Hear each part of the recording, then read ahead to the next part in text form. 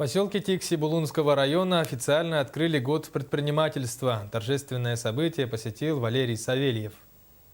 В начале вечера всех присутствующих поздравил глава района Шахурдин Константин Николаевич.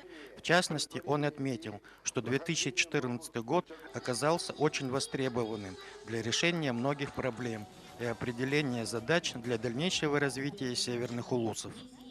Год 2015, наступивший год, объявлен главой республики годом предпринимательства.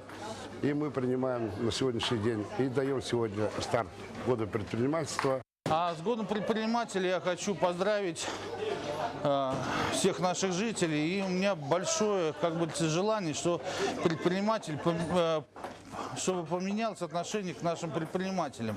Все-таки это на самом деле тяжкий труд.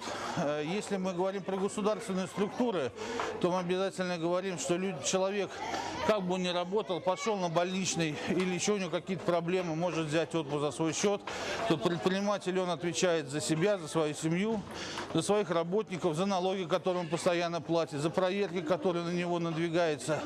И мало того, что при его деятельности приносит плюсы в нашу работу.